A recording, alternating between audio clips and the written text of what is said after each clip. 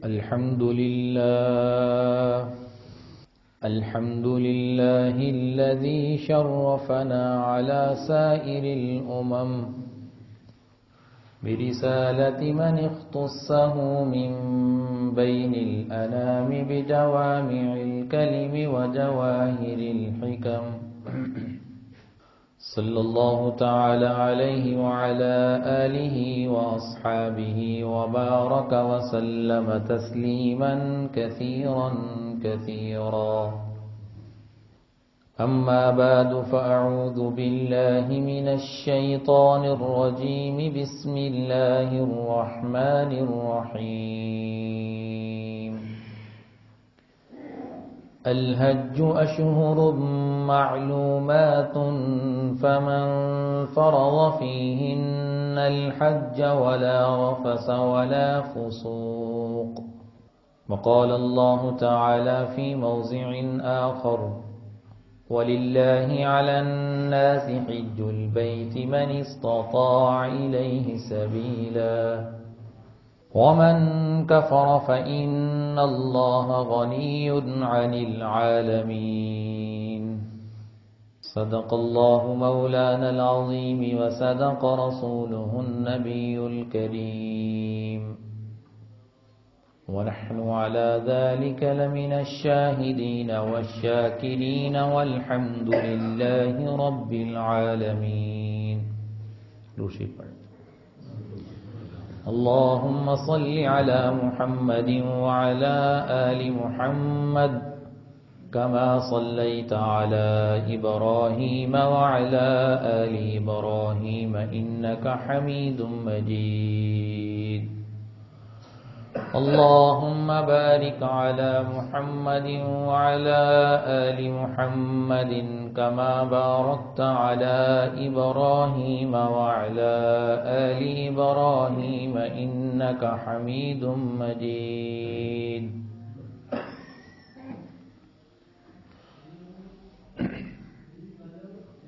میرے محترم دوستو، بزرگوں اور بھائیوں، حج کی درخواستیں حکومت پاکستان کی طرف سے وصولی کا اعلان کر دیا گیا ہے، تو اسی مناسبت سے آج کی مجلس میں اسلام کے ایک محکم اور قطعی فریضے کے متعلق چند باتیں آپ کے سامنے پیش کرنی ہیں. اللہ رب العزت نے ہمیں اسلام کے اندر 4 اہم فرائض عطا فرمائے ہیں. نماز ہے، زکوٰۃ ہے، روزہ ہے اور حج ہے، جو عظیم و شان عبادات ہیں. کچھ عبادات ایسی ہیں جو صرف بدن کے ساتھ ان کا تعلق ہے، بدنی عبادت اسے کہتے ہیں، بدن استعمال ہوتا ہے.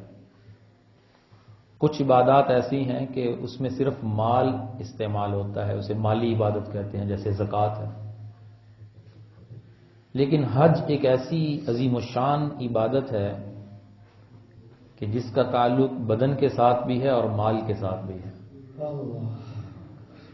بدن بھی استعمال ہوتا ہے، اللہ کی عشق اور محبت میں بدن بھی تھکتا ہے، اور اللہ کے عشق اور محبت میں انسان مال بھی خرچ کرتا ہے. ایک صحابی اللہ کے نبی سے کہنے لگے، یا رسول اللہ، موت سے بہت ڈر لگتا ہے، موت سے ڈر لگتا ہے. تو آپ صلی اللہ علیہ وسلم نے فرمایا، اللہ کے راستے میں مال خرچ کرنا شروع کر دیں. جہاں مال خرچ کیا جائے ڈر ختم ہو جاتا ہے. اللہ کے راستے میں مال دو، یہ مال محفوظ ہو جائے گا. تو اللہ نے حج کو عظیم الشان عبادت بنایا ہے. لا الہ الا اللہ محمد الرسول اللہ کلمہ ایمان ہے. تو کلمہ ایمان سے ہمیں اللہ کا تعارف نصیب ہوا. سب سے پہلے کسی سے جان پہچان ہوتی ہے، تعارف ہوتا ہے. تعارف کے بعد تعلق بنتا ہے. تو اللہ نے اپنا تعلق کے لیے نماز دی. کلمے سے ہمیں اللہ کا کیا ہوا؟ تعارف ہوا. تو تعارف سے آگے تعلق بنانا ہے. اس تعارف کو تعلق میں تبدیل کرنا ہے. تو اللہ نے ہمیں نماز جیسا اہم فریضہ عطا فرمایا کہ تم اگر اپنے اللہ سے تعلق بڑھانا چاہتے ہو تو نماز ادا کرو، نماز ادا کرو۔ حضرت علی رضی اللہ تعالیٰ عنہ کی بات میں پہلے بھی عرض کیا کرتا ہوں کہ حضرت علی فرماتے ہیں جب میرا دل کرتا ہے کہ میں اللہ سے باتیں کروں تو میں نماز پڑھتا ہوں، جب میرا دل کرتا ہے اللہ مجھ سے باتیں کرے تو میں قرآن پڑھتا ہوں۔ تو اللہ کا تعلق نماز سے نصیب ہوتا ہے، اس لیے نبی صلی اللہ علیہ وسلم کثرت سے نماز پڑھا کرتے تھے، فرائض بھی اور نوافل بھی۔ اور تعلق کے بعد کیا ہوتا ہے؟ محبت بنتی ہے، محبت۔ تو اللہ نے اسی تعلق کو محبت میں تبدیل کرنے کے لیے ہمیں زکوٰۃ کا فریضہ عطا فرمایا کہ جہاں پہ محبت ہوتی ہے وہاں مال خرچ کرنے کو دل کرتا ہے، مال لگانے کو دل کرتا ہے۔ عشق مجازی کرنے والوں کو دیکھیں، انہیں پرواہ نہیں ہوتی کیا ہو رہا ہے، ایسا بھوت سوار ہوتا ہے، جبکہ یہ عشق، یہ محبت جہنم میں جانے کا ذریعہ بن جاتی ہے، ایمان دھونے کا ذریعہ بن جاتی ہے، ایسی ناپاک چیز ہے۔ لیکن اللہ کی محبت میں انسان زکوٰۃ دیتا ہے، اللہ کے راستے میں خرچ کرتا ہے، تو یہ محبت کی علامت ہے۔ اور محبت کے بعد کیا ہوتا ہے؟ عشق ہوتا ہے۔ محبت اور عشق میں فرق کیا ہے؟ محبت تو سب سے ہے، بیوی سے بھی ہے، بچوں سے بھی ہے، دوستوں سے بھی ہے، بہنوں سے بھی ہے، بھائی سے بھی ہے، والدین سے بھی ہے۔ لیکن محبت کا آگے والا درجہ جو عشق ہے، اور عشق میں مخصوص افراد سے ہی ہوتا ہے، ہر ایک سے محبت ہوتی ہے، پھر آگے عشق ہوتا ہے۔ تو جب مسلمان اللہ کا اسے تعارف نصیب ہوا، پھر اللہ سے تعلق بنانے کے لیے اس نے نماز پڑھی، پھر اللہ کی محبت میں اس نے مال خرچ کیا، پھر اب اللہ نے اسے اسی محبت کو عشق میں تبدیل کرنے کے لیے روزے کی عبادت دی۔ بھوک اور پیاس میرے لیے برداشت کرو، فرمایا الصوم لی، روزہ میرے لیے ہے، روزے کی عبادت کس لیے ہے؟ میرے لیے، وانا اجزی بہ، میں ہی اس کا بدلہ دوں گا، میں اس کا بدلہ دوں گا، اس لیے کہ میرے بندے نے میرے عشق میں پیاس کو برداشت کیا ہے، بھوک کو برداشت کیا ہے۔ تو پھر جب عشق ہو جاتا ہے پھر محبوب کو دیکھنے کو دل کرتا ہے، پھر اللہ نے حج جیسی عبادت عطا فرمائی کہ میرے گھر کو دیکھ لینا، مجھے ہی دیکھ لینا ہے، تمہیں کچھ سکون نصیب ہو جائے گا، وصال نصیب ہو جائے گا، آؤ میرے گھر میں۔ تو اللہ تعالیٰ نے مسلمانوں کے اوپر، ایمان والوں کے اوپر اپنے گھر کے حج کو فرض فرمایا۔ حج عربی کا لفظ ہے جس کا معنی ہوتا ہے ارادہ کرنا۔ تو چونکہ مسلمان بھی اللہ کے گھر کی طرف سفر کرنے کا، حج کرنے کا ارادہ کرتا ہے، اس لیے اس کو حج، فریضہ حج جو ہے، حج والی عبادت کے لیے اس لفظ کو استعمال کیا جاتا ہے۔ تو اللہ تعالیٰ نے قرآن مجید کے اندر اس فریضے کی عبادت کو جب فرض فرمایا، قرآن کی جو آیت نازل فرمائی وہ دوسرے فرائض جو اللہ نے قرآن کی آیات اتاری ان سے مختلف ہے۔ جتنی عبادات اللہ نے فرض فرمائی اس میں اللہ نے اپنا نام نہیں ذکر فرمایا، جبکہ فرض اللہ نے کی ہیں۔ ان عبادات میں اللہ نے اپنا نام کو ذکر نہیں فرمایا، فرض اللہ نے کی ہیں، وہ بھی اللہ کی عبادت ہے۔ لیکن حج کی عبادت کے لیے اللہ نے عجب انداز اختیار فرمایا۔ نماز کی فرضیت کیسے ہوئی؟ ان الصلاۃ کانت علی المؤمنین کتابا موقوتا، اقیموا الصلاۃ وآتوا الزکاۃ، نماز قائم کرو اور تم زکوٰۃ ادا کرو۔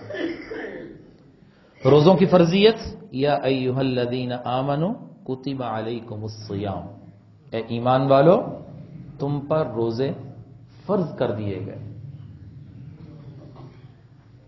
اب ان تمام آیات میں اللہ کا نام نہیں ہے، جبکہ فرض اللہ نے کی ہے، عبادت اللہ کی ہے، لیکن جب اللہ نے حج کی فرضیت کو نازل فرمایا، حج مسلمانوں کے اوپر فرض فرمایا، قرآن کی آیت اتاری تو فرمایا وَلِلَّهِ، اپنے نام سے شروع کی، وَلِلَّهِ عَلَى النَّاسِ حِجُّ الْبَيْتِ مَنِ اسْتَطَاعَ إِلَيْهِ السَّبِيلَ وَمَنْ كَفَرَ فَإِنَّ اللَّهَ غَنِيٌّ عَنِ الْعَالَمِينَ۔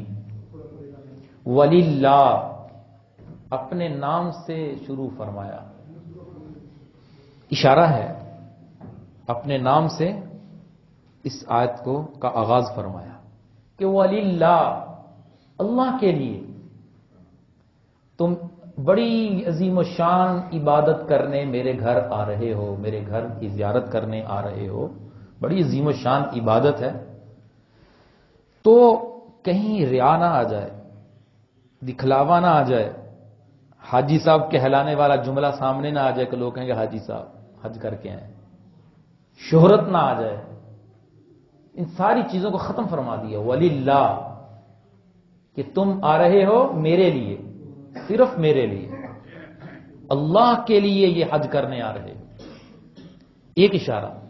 اور دوسرا نقطہ کہ اللہ نے اپنے نام سے آغاز فرمایا اس آیت کا کہ حج کے اندر مشقت آ سکتی ہے، مشقت کا سفر ہے، تم نے اس مشقت کو برداشت کرنا ہے کہ اللہ تیرے عشق میں ڈوب کر آ رہا ہوں، تیری محبت میں آ رہا ہوں، وَلِلَّهِ، مشقت آئے فوراً توجہ اللہ کی طرف جائے، اللہ تیرے لیے ہے۔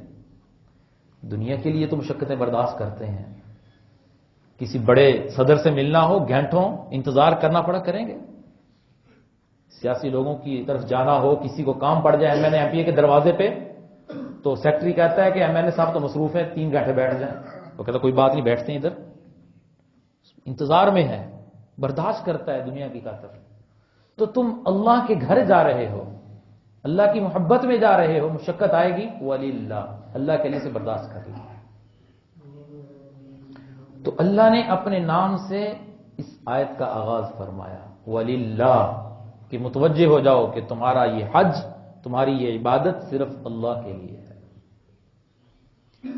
وَلِلَّهِ عَلَى النَّاسِ، اللہ کے لیے ہے لوگوں پر، الناس مومنین نہیں، سب کو دعوت ہے اپنے اللہ کے گھر آنے کی، اللہ سب کو دعوت دے رہے ہیں، سارے آ جاؤ، الناس، بوڑھے بھی آ جاؤ، نوجوان بھی آ جاؤ، مسلمان بھی آ جائے، کافر بھی آ جائے، کلمہ پڑھ کے آ جائے، دعوت سب کو ہے، وہ ایمان قبول کر کے اللہ کے گھر آ جائے۔ الناس، جبکہ معذور کے اوپر نہیں ہے، جو مالدار نہیں اس کے اوپر حج نہیں ہے، لیکن دعوت سب کو ہے، وَلِلَّهِ عَلَى النَّاسِ۔ اللہ تعالیٰ نے ابراہیم علیہ السلام سے فرمایا، جب ابراہیم علیہ السلام نے اللہ کے گھر کو تعمیر کر لیا تو فرمایا وَأَذِّنْ، اعلان کر دے لوگوں میں کہ آئیں میرے گھر کی طرف، میرے گھر کی طرف آئیں، اور کہا اللہ تعالیٰ نے ارشاد فرمایا کہ تو اے ابراہیم، تو اور تیرا بیٹا اسماعیل میرے گھر آنے والے مہمانوں کے میزبان بن جائے، یأتوک رجالا، تیرے پاس آئیں گے، کیا کرنا ہے، للطائفین والقائمین، ان طواف کرنے والوں کے لیے تم میزبان بن جاؤ، فطہر بیتی للناس، تو میرے گھر کی صفائی تم کرو۔ جب کسی کو بلایا جاتا ہے تو گھر کی بڑی صفائیاں کی جاتی، مہمان آ رہے ہیں تو بیت اللہ گھر کی صفائی کے لیے کسے حکم دیا جا رہا ہے، خلیل اللہ کو، ابراہیم خلیل، فطہر بیتی للناس، کہ لوگوں کے لیے میرے گھر کی صفائی کرو۔ ہاں، اللہ کی عاشقانہ عبادت ہے کہ یہ اللہ کی عشق اور محبت میں ڈوب کر کرنے والی عبادت ہے۔ اتار دو اپنے لباس، اتار دو اپنی پگڑیاں، اتار دو سلے ہوئے کپڑے، دو چادریں فقیر بن کر میرے گھر کی طرف آؤ، اور نعرے لگاتے ہوئے آؤ۔ ویسے ذکر کرنا، آہستہ ذکر کرنا زیادہ افضل ہے، لیکن اللہ نے فرمایا جب میرے گھر آنا ہے چیخنا ہے لبیک اللہم لبیک، بلند آواز سے کہنا ہے کہ اللہ میں آ گیا ہوں، حاضر ہوں، پھر بلند آواز سے ذکر کرنا ہے، مجھے یاد کرنا ہے۔ تو وَلِلَّهِ عَلَى النَّاسِ لوگوں پر اللہ کے لیے کیا ہے؟ حج البیت من استطاع الیہ السبیل، بیت اللہ کا حج ہے کس کے اوپر ہے؟ من استطاع، جو طاقت رکھتا ہے، جس کے پاس مال موجود ہے، صحت بھی ہے، جا سکتا ہے، اس کے اوپر حج کو فرض فرمایا، اور راستہ بھی امن والا ہے، اسباب موجود ہیں، اس کے اوپر اللہ نے حج کو فرض فرمایا ہے۔ کتنے مسلمان ہیں نادان ہیں، حج کا شوق، اللہ کے گھر کے سفر کا شوق دلوں سے نکل گیا۔ ساری زندگی جس بیت اللہ کی طرف منہ کر کے مسلمان نے نماز پڑھی ہے، اس کو دیکھنے کا شوق کیوں نہیں ہے؟ مال موجود ہے، ریٹائرمنٹ ہوئی ہے، کتنے ٹیچر ہیں، لاکھوں روپیہ ملتا ہے، حج کرتے نہیں۔ کوئی کہتا ہے بچیوں کی شادی کرنی ہے، کوئی کہتا ہے میں نے تو مکان بنانا ہے، کوئی کہتا ہے میں نے فلاں کام کرنا ہے۔ شریعت میں یہ کوئی عذر قابل قبول نہیں ہے۔ جب حج کی درخواستیں جمع ہو رہی ہوں، بلایا جا رہا ہو، اعلان ہو جائے، اور جس کے پاس مال موجود ہے حج کا، گھر میں پیچھے خرچ دینے کے لیے بھی اس کے پاس مال موجود ہے، تو اس کے اوپر اللہ نے بیت اللہ کے حج کو فرض کر دیا ہے۔ اللہ کے راستے میں خرچ کرو، غریب نہیں ہو جاؤ گے، اللہ مال میں اضافہ کر دے گا۔ کتنے لوگ ہر سال حج کرتے ہیں، اللہ کے گھر کی زیارت کرتے ہیں، وہ کہتے ہیں ہم تو کبھی غریب نہیں ہوئے، ہمارے مال میں کمی نہیں ہوئی۔ اللہ کا وعدہ ہے جب تم اللہ کے راستے میں خرچ کرو گے، واللہ یعدکم مغفرۃ منہ وفضلا، میں تم سے وعدہ کرتا ہوں کہ میں تمہارے مال میں اضافہ کر دوں گا، اور اس کے بدلے میں مغفرہ، تمہاری مغفرت کر دوں گا۔ اللہ کے راستے میں خرچ کرنے کا اتنا بڑا انعام ہے۔ آج کا مسلمان مال کے اوپر سانپ بن کے بیٹھا ہوا ہے، بخل سے دل بھرا ہوا ہے۔ بخیل کے اوپر اللہ کی رحمت نہیں اترتی، اس کے دل کے اوپر اللہ کی رحمت متوجہ نہیں ہوتی۔ بخیل سے اللہ کو نفرت ہے۔ بخل کے مرض کو دور کر کے اللہ کے راستے میں خرچ کرنے کا عزم کریں، اللہ کے راستے میں خرچ کرنے کا عزم کریں، اللہ کے گھروں کے اوپر خرچ کریں۔ تو میں عرض کر رہا تھا کہ ایمان والوں کے اوپر جو صاحب استطاعت ہے وہ دیکھے کہ کتنے پیسے جمع کر رہے ہیں، میرے پاس، میرے بینک بیلنس میں میرے پاس زیور سونا اتنا موجود ہے جتنے پیسے حکومت لے رہی ہے، اور گھر کا میرا ماہانہ خرچہ کتنا ہے، گھر میں اتنا خرچہ بھی دے سکتا ہوں، اور وہاں پیسے بھی اتنے جمع کروا سکتا ہوں، اتنا 4-5 لاکھ روپیہ میرے پاس موجود ہے، تو میرے اوپر حج فرض ہے۔ وہ اس فریضہ حج کی ادائیگی کی فکر کرے، اور فرمایا جس کے اوپر حج فرض ہو وہ حج ادا نہ کرے، مجھے کوئی پرواہ نہیں۔ اللہ کے نبی فرماتے ہیں چاہے یہودی ہو کر مرے، چاہے نصرانی ہو کر مرے، مجھے کوئی پرواہ نہیں۔ حج فرض ہے، ایمان والو، حج فرض ہے۔ اللہ کے نبی نے کتنی بڑی سخت وعید ارشاد فرمائی جن کے اوپر حج فرض ہے، حج نہیں کرتے۔ کتنی کتنی زمینوں کے مالک ہیں، وہ 1 کنال بیچ دیں تب ان کا حج ہو سکتا ہے، لیکن بیچنے کو تیار نہیں ہے۔ یہ دل چاہیے، دل کے اندر اللہ کی محبت جب آتی ہے پھر اللہ کے نام پر مال لوٹانے کو دل کرتا ہے۔ تو اللہ تعالیٰ نے اس آیت کے آخری جملے میں ارشاد فرمایا ومن کفر، کوئی یہ نہ سمجھے کہ اللہ جو ہمیں بلا رہا ہے اللہ کو ہماری ضرورت ہے، کوئی یہ نہ سمجھ لے کہ اللہ کا گھر خالی ہو گیا ہے، اب وہاں عبادت کرنے والا کوئی نہیں ہے اس لیے ہمیں بلایا جا رہا ہے۔ تو فرمایا ومن کفر، یہاں کافر سے مراد کفر نہیں ہے، جو نہیں آئے گا تو اللہ کو بھی تمہاری ضرورت نہیں ہے۔ فإن اللہ غنی عن العالمین، اللہ تو عالمین سے، جو تمام جہان سے بے پرواہ ہے، وہ غنی ذات ہے، اسے تمہاری ضرورت نہیں ہے۔ ضرورت تمہاری ہے، اس لیے کہ تمہیں اللہ کا تعارف ہوا، پھر تمہیں اللہ کا تعلق ملا، پھر تمہیں اللہ کی محبت ملی، پھر تمہیں اللہ کا عشق ملا، تو عشق کے بعد تمہارا دل چاہا کہ ہم محبوب کو دیکھیں، تو اللہ نے کہا میرے گھر آ جاؤ، میرے گھر کی زیارت کر لو، میرے گھر کا دیدار کر لو۔ تو وَلِلَّهِ عَلَى النَّاسِ حِجُّ الْبَيْتِ مَنِ اسْتَطَاعَ إِلَيْهِ سَبِيلًا وَمَنْ كَفَرَ فَإِنَّ اللَّهَ غَنِيٌّ عَنِ الْعَالَمِينَ۔ یہ آیت بتا رہی ہے کہ ایمان والوں پر، صاحب استطاعت پر اللہ نے یہ حج کو فرض فرمایا ہے. اور لوگ کہتے ہیں کہ زیادہ حج کرنا یہ کوئی ضروری نہیں ہے کہ لوگ حج پہ حج کیے جا رہے ہیں، یہاں کسی جگہ پہ مال خرچ کر دیں، فلاں جگہ پہ مال خرچ کر دیں. حج بھی ایک عبادت ہے. عبادت کا ٹکراؤ دوسری عبادت سے کرتے ہیں، جبکہ اپنے معاملات میں کتنا پیسہ لٹاتے ہیں. وہاں نہیں دیکھتے کہ یہاں آپ خرچ کر رہے ہیں، یہاں کیوں نہیں خرچ کرتے. حضور صلی اللہ علیہ وسلم ہر سال حج فرمایا کرتے تھے. اعلان نبوت سے قبل، اعلان نبوت کے بعد بھی ملت ابراہیمی میں جو حج چلا آ رہا تھا، اللہ کے نبی حج فرمایا کرتے تھے اسی طریقے سے. اور سیدنا ابوبکر صدیق رضی اللہ تعالیٰ عنہ ہر سال حج فرمایا کرتے تھے. اور سیدنا عمر فاروق رضی اللہ تعالیٰ عنہ 12 حج فرمائے. عثمان غنی رضی اللہ تعالیٰ عنہ 10 مرتبہ حج فرمایا. حضرت حسن رضی اللہ تعالیٰ عنہ نے مدینے سے مکہ کی طرف 20 پیدل حج فرمائے. 20 پیدل حج فرمائے. یہ تو عاشقوں کی عبادت ہے. ٹکراؤ نہ کیا کریں. لوگ کہتے ہیں جی حج پہ جا رہے ہیں آپ، یہاں پہ فلاں جگہ پہ پیسہ لگا لیں. حج پہ جا رہے ہیں آپ، اگرچہ احکام موجود ہیں. جس نے فریضہ حج ادا کر لیا اس کے اوپر قرض ہے، وہ نفلی حج کی بجائے پہلے قرض ادا کرے.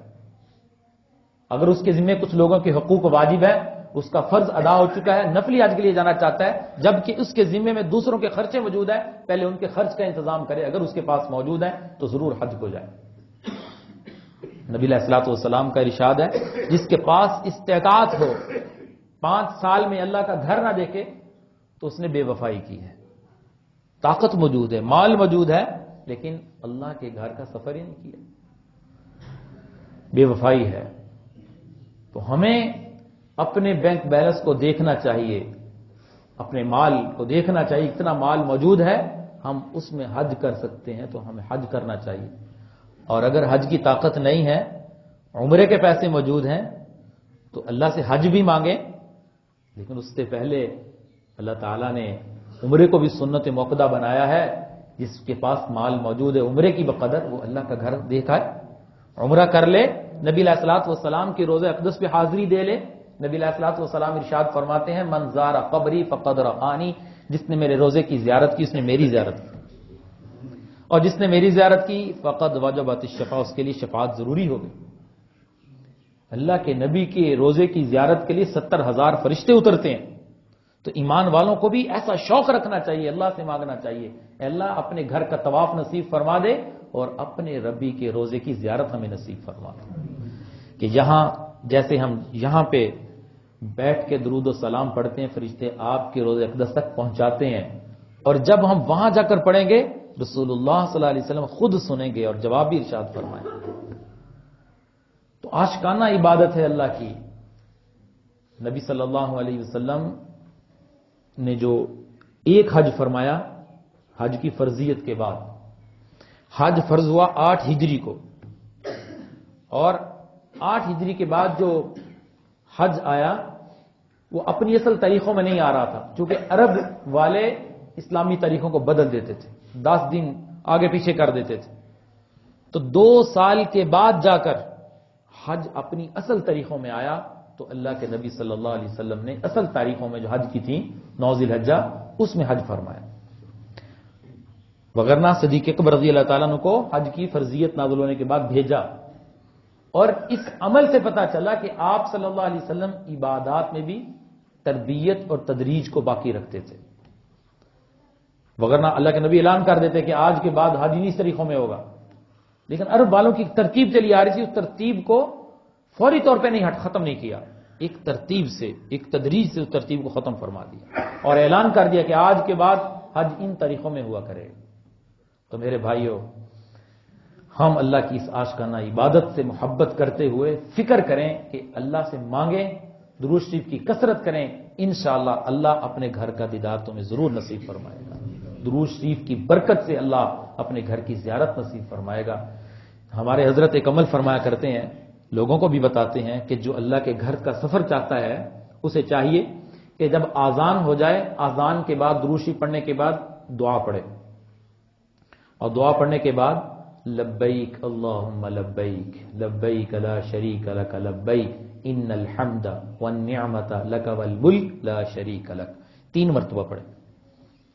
3 مرتبہ پڑھے اس تلبیہ کو، اور صلی اللہ علیہ وسلم کی 10 تسبیح روزانہ کرے، اس نسخے پر عمل کرے، انشاءاللہ اس کی برکت سے اللہ اس کے لیے حج کے اسباب پیدا فرما دے. کیونکہ عاشقانہ عبادت ہے. لبیک کے اوپر ذرا غور کریں. لبیک اللہم لبیک، اے اللہ میں حاضر ہوں. لا شریک لک لبیک، تیرا کوئی شریک نہیں ہے. یہ اللہ کی وحدانیت کے نعرے کو بلند کر رہا ہے. تیرا کوئی شریک نہیں، میں حاضر ہوں. ان الحمد والنعمت لک والملک، ساری تعریفیں ساری نعمتیں تیرے لیے ہیں، ساری بادشاہت تیری ہے. ان الحمد والنعمت لک والملک. پھر کہتا ہے لا شریک لک، اے اللہ تیرا کوئی شریک نہیں. وحدانیت کو، اللہ کی توحید کے جملے بار بار زبان سے کہلوائے جا رہے ہیں کہ زبان سے توحید پختہ ہو جائے اور توحید دل کے اندر اتر جائے، دل کی گہرائیوں میں توحید پیوست ہو جائے کہ یہ اللہ کی وحدانیت میں پختہ ہو جائے اور کہے ان الذین قالوا ربنا اللہ ثم استقاموا، کہ جب ایمان والے کون ہیں کہ جب وہ کہہ لیتے ہیں ہمارا رب اللہ ہے، ثم استقاموا، پھر وہ ڈٹ جاتے ہیں. فلا خوف علیہم ولا هم یحزنون، ان ایمان والوں کو قیامت کے دن کوئی خوف اور کوئی غم نہیں ہوگا. ان کا ٹھکانہ اللہ جنت میں بنائے گا. اولئک اصحاب الجنہ، یہ جنت والے ہیں. ہم فیہا خالدون، یہ ہمیشہ جنت میں رہیں گے. جنت ان کا ٹھکانہ ہے. تو جب توحید پیوست ہو جاتی ہے تو شرک ختم ہو جاتا ہے. شرک کی طرف دھیان اور توجہ نہیں جاتی. یہ تو ایمان کی کمزوری کی علامت ہے. بیماری آ گئی، پریشانی آ گئی، اللہ معاف کرے ہمارا بعض لوگوں کا ایمان اتنا کمزور ہے، کوئی بیماری کو پریشانی بڑی آ گئی تو فوراً اللہ کی ذات سے توجہ ہٹا کر انسانوں کی طرف توجہ شروع کر لیتے. اور نعوذ باللہ معاذ اللہ، بعض لوگوں تو قبروں کو سجدہ کرنے سے بھی دریغ نہیں کرتے. کوئی قبروں کو سجدہ کر رہا ہے، کوئی قبروں کا طواف کر رہا ہے. کیا جی ہماری منت مارگی تھی وہ پوری ہو رہی. کوئی بیٹے لینے وہاں جا رہا ہے. وہ اللہ موجود نہیں ہے. قرآن کیا بتاتا ہے کہ جب انبیاء کے اوپر کوئی مصیبت آئی، کوئی پریشانی آئی، کوئی ازمائش آئی، انہوں نے کیا کہا؟ متی نصر اللہ، اللہ تیری مدد کب آئے گی؟ اللہ نے کہا الا ان نصر اللہ قریب، میری مدد بہت قریب ہے. انبیاء نے اللہ کو پکارا ہے. تو ہماری پریشانی، ہماری مشکل، ہماری حاجت کہاں سے حل ہوگی؟ اللہ سے حل ہوگی، اللہ سے حل ہوگی، اللہ سے حل ہوگی. اتنا عقیدہ توحید پختہ کر لیں کہ ہماری نظریں سب سے پہلے مصیبت اور پریشانی میں کہاں اٹھنی چاہیے؟ اللہ کی طرف اٹھنی چاہیے. مسجد میں آؤ، اللہ کے سامنے ہاتھ اٹھاؤ، 2 نفل پڑھ لو، انشاءاللہ اس عمل کی برکت سے تمہاری اللہ پریشانی کو دور کر دے گا. کرتے ہیں سارے بھائی عزم، انشاءاللہ حج اللہ سے مانگیں گے اور اللہ کے گھر کا سفر کریں گے. وآخر دعوانا الحمدللہ رب العالمین.